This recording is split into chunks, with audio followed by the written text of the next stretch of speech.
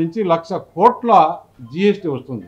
ఆ జిఎస్టీ వస్తే రాష్ట్రంలో ఎంత ఇన్ఫ్రాస్ట్రక్చర్ డెవలప్ చేయొచ్చు. ఇప్పుడు చెప్పిన 6 ఏదైతే 6 గ్యారంటీలు కూటమి ప్రభుత్వం ఎలక్షన్లకు ముందు చెప్పిందో సంవత్సరం లోపల 4-5 చేసేశారు. రేపు దానికి రైతు దీవెనకు డబ్బులు వేస్తున్నారు, విద్యా దీవెనకు డబ్బులు వేశారు, గ్యాస్ ఇచ్చారు, 4,000 రూపాయల పెన్షన్ ఒక్క రోజు కూడా ఆలోచన లేకుండా ఈ రోజు కూడా మళ్ళా కొత్త పెన్షన్లు ఇచ్చి ఈ రోజు కూడా మేము అందరం కూడా పెన్షన్లు డిస్ట్రిబ్యూషన్ దానికి ఈ ప్రెస్ మీట్ తర్వాత వెళ్తున్నాం.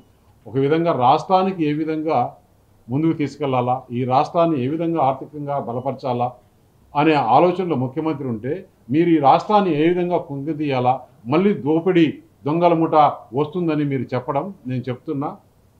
మీరు ఈ కేసులలో కూరకపోయి ఇప్పటి వరకు ఇంకా కేంద్ర ప్రభుత్వము ఈ కేసులపైన దృష్టి పెట్టలేదు. ఇప్పుడు దృష్టి పెట్టేదానికి మేమందరం కూడా కృషి చేస్తాం.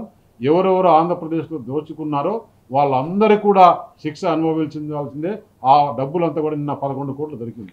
ఇదేంటి నెంబర్ నాకు అర్థం కాల. ఏది కూడా 11ఏనా? ప్రతిదీ 11ఏనా? ఇప్పుడు మళ్ళీ కూడా నేను చెప్తున్నా, ఇప్పుడు జెడ్పీటీసీకి నోటిఫికేషన్ ఇచ్చారు. రేపు పులివెందుల జెడ్పీటీసీ ఎలక్షన్ ఉంది. అక్కడ కూటమి తరఫున బీటెక్ రవి భార్య పోటీ చేస్తుంది.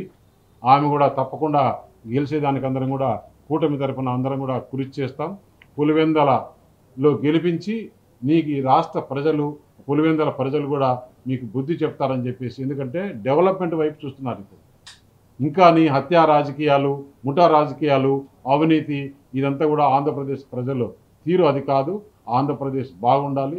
ఈ కూటమి ప్రభుత్వంలో చంద్రబాబు నాయుడు గారు కానీ, లోకేష్ గారు కానీ, పవన్ కళ్యాణ్ కానీ, మన ప్రధానమంత్రి కానీ ఈ రాష్ట్రం ఏ విధంగా అభివృద్ధి చెందాలా, దేశంలో ఏ స్కీమ్ వచ్చినా కూడా ఆంధ్రప్రదేశ్కే మొట్టమొదటిగా రావాలని చెప్పేసి మేమందరం ప్రయత్నం చేస్తుంటే ఈ ఆంధ్రప్రదేశ్ని హత్యా రాజకీయాల కింద మార్చడానికి జగన్మోహన్ రెడ్డి ప్రయత్నం చేస్తున్నాడు. అసలు పెద్దిరెడ్డికి చంద్రబాబు నాయుడుకి ఏమన్నా పోలుస్తావాలి? వారి రాజకీయం ఏంటి, ఈయన రాజకీయం ఏంటి? మీరు ఆంధ్రప్రదేశ్లో ఇలా రెచ్చగొట్టే మాటలు మాట్లాడితే మాత్రం ఆంధ్రప్రదేశ్ ప్రజలు సహించరని చెప్పేసి తెలియజేస్తున్నారు.